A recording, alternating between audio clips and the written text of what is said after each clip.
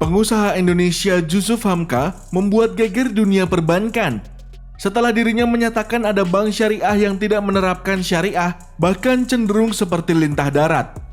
Pernyataan ini diungkapkan dirinya dalam kesempatan di podcast milik Deddy Corbuzier. Dengan penilaian terhadap salah satu bank syariah ini diketahui dialaminya dan perusahaan miliknya.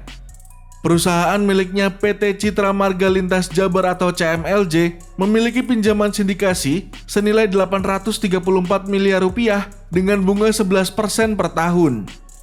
Sindikasi ini dikucurkan oleh 7 bank syariah dengan akad pembiayaan al-murabahah atau akad pembiayaan jual beli. Dengan sindikasi yield atau margin setara 11% dengan tenor 14 tahun.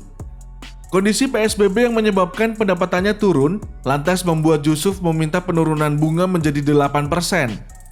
Namun, bank berkelit dan perusahaannya memutuskan untuk melunasi hutang sebesar 795 miliar rupiah.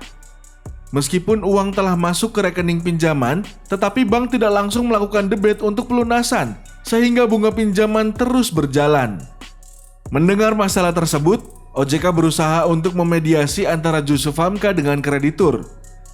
Otoritas Jasa Keuangan atau OJK akan segera memanggil pengusaha Jusuf Hamka untuk mengklarifikasi pernyataannya terkait perbankan syariah di media massa. Kami akan memanggil yang bersangkutan untuk mengklarifikasi apakah benar pernyataannya seperti itu, kata Wimbo, Ketua Dewan Komisioner OJK dalam keterangan resmi Sabtu 24 Juli 2021. Wimbo meminta nasabah yang memiliki permasalahan dengan perbankan seperti yang dialami oleh Jusuf Hamka bisa melakukan pengaduan ke OJK lewat bagian perlindungan konsumen. Setelah adanya mediasi, Jusuf Hamka menyampaikan permintaan maaf kepada semua pihak dan menyatakan tidak bermaksud menuduh atau mendiskreditkan perbankan syariah kejam. Bahkan, perusahaannya akan mendapatkan fasilitas pembiayaan perbankan syariah untuk proyek infrastruktur jalan tol lainnya yang nilainya cukup besar.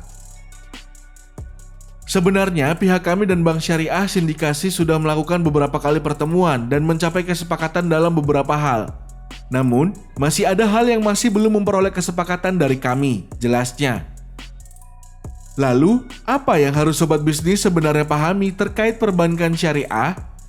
Dikutip dari bisnis.com, Direktur Pusat Studi Bisnis dan Ekonomi Syariah Institut Pertanian Bogor, Irfan Syauqi Belk memberikan 4 hal yang harus dipahami masyarakat soal perbankan syariah. Pertama, masyarakat perlu memahami perbedaan mendasar antara bank syariah dengan bank konvensional. Bank konvensional mengambil bunga sebagai tambahan pembayaran atas pinjaman yang diberikan. Sementara bank syariah memberikan margin yang merupakan tambahan pembayaran nasabah atas jual beli yang dilakukan dalam skema murabahah. Karena itu, dalam akad murabahah, barang atau jasa nasabah harus spesifik untuk nanti bank syariah akan membeli lalu menjual kembali ke nasabah. Kedua, masyarakat perlu menyadari tidak semua sektor usaha dapat dibiayai oleh bank syariah. Hanya beberapa sektor usaha yang sesuai syariah yang bisa dibiayai. Ketiga, masyarakat perlu paham adanya DPS atau Dewan Pengawas Syariah di bank syariah. Tugas dari DPS adalah untuk memastikan kesesuaian syariah dengan praktek bank syariah. Jadi, baik nasabah maupun bank tidak bisa bermain-main dengan akad syariah. Keempat, meningkatkan tabungan merupakan bagian dari meningkatkan daya saing bank syariah.